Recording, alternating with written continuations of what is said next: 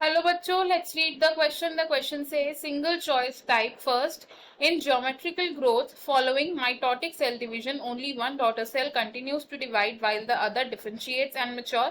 Second, ethylene is used to initiate flowering for synchronizing fruit set in pineapples. Third, gibberellins stimulate the closure of stomata and help seeds withstand desiccation.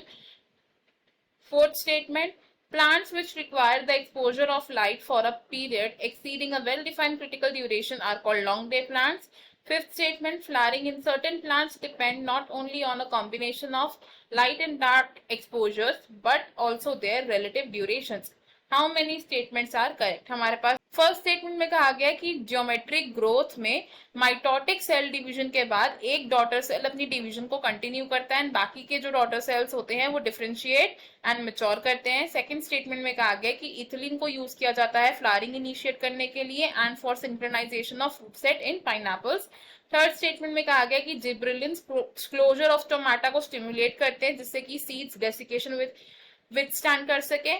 Fourth statement में कहा गया कि plants जिन्हें light exposure की जरूरत होती है for a period more than critical duration उन्हें हम लॉन्ग डे प्लांट्स कहते हैं. फिफ्थ स्टेटमेंट में कहा गया कि जो फ्लावरिंग होती है प्लांट्स में ये डिपेंड करती है on light and dark exposure combination and उनके रिलेटिव ड्यूरेशन. हमें बताना है कि इनमें से कितने स्टेटमेंट्स करेक्ट है. इस क्वेश्चन में हमारा जो की कॉन्सेप्ट यूज हो रहा है की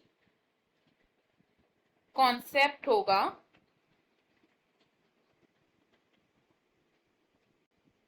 प्लांट ग्रोथ रेगुलेटर्स एंड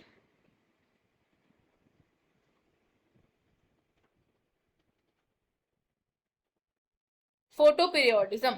सबसे पहले बात करते हैं फर्स्ट स्टेटमेंट की.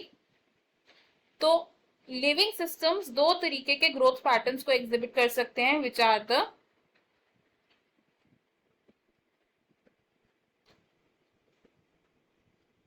Geometric growth and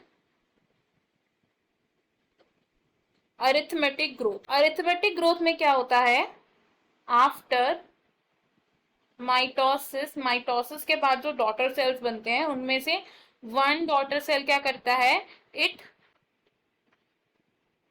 continues to divide, वो अपनी डिवीजन को कंटिन्यू रखता है.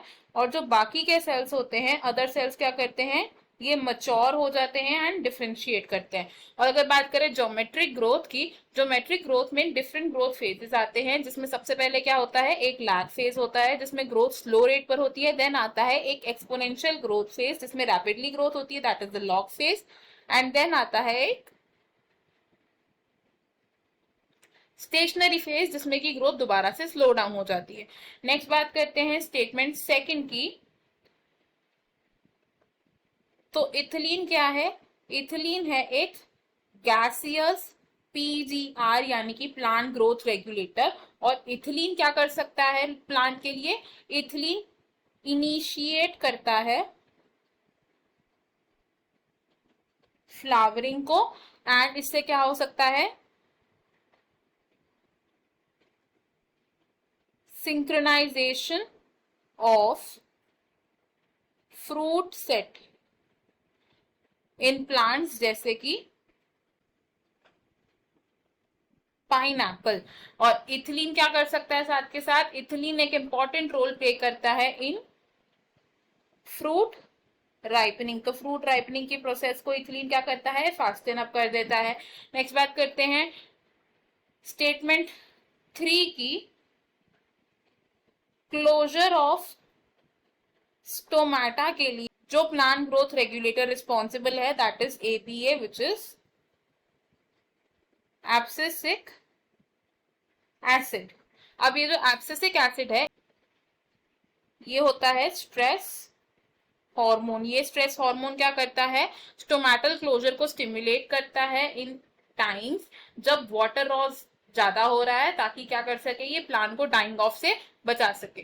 नेक्स्ट बात करते हैं स्टेटमेंट फोर की. तो फोटोपीरियोडिज्म क्या है, फोटोपीरियोडिज्म को हम एक्सप्लेन कर सकते हैं एज अ प्लांट फिनोमिना जिसमें प्लांट्स क्या करते हैं, रिस्पॉन्स करते हैं to conditions of day and night.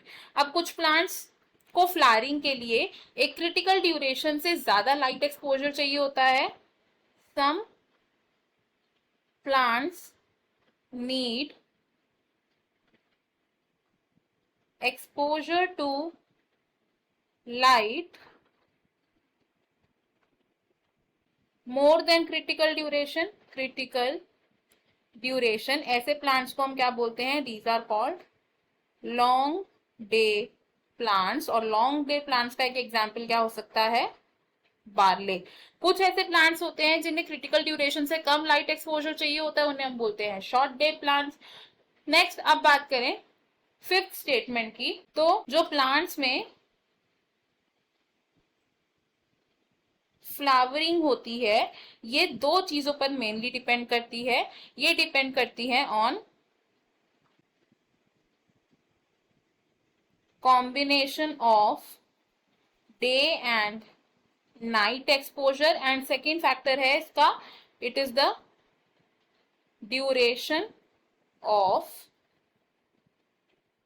Exposure. And ये response of plants for flowering क्या है, इट इज फोटोपीरियोडिज्म। अब अगर हम अपने स्टेटमेंट्स देखें, इसमें से हमारी जो फर्स्ट स्टेटमेंट है ये wrong, because mitotic cell division के बाद जब एक सेल कंटिन्यू करता है अपनी डिवीजन को और बाकी सेल डिफरेंशिएट करते हैं, उसे हम बोलते हैं अरिथमेटिक ग्रोथ, ना कि ज्योमेट्रिक ग्रोथ। सेकेंड स्टेटमेंट है हमारी करेक्ट। थर्ड स्टेटमेंट हमारी रॉन्ग है, बिकॉज एब्सिसिक एसिड स्टिमुलेट करता है स्टोमेटल क्लोजर को, ना कि जिब्रेलिन्स। फोर्थ स्टेटमेंट है हमारी करेक्ट एंड फिफ्थ स्टेटमेंट भी है हमारी करेक्ट। तो हमने यहाँ से क्या कंक्लूड किया, हमारे कितने स्टेटमेंट्स करेक्ट है, वी हैव 3 करेक्ट स्टेटमेंट। तो हमारा करेक्ट आंसर हो जाएगा option 3। Option 1, option 2 and option 4 wrong हो जाएंगे। हमारा फाइनल आंसर है option number 3। I hope you have understood it well. Best of luck, thank you.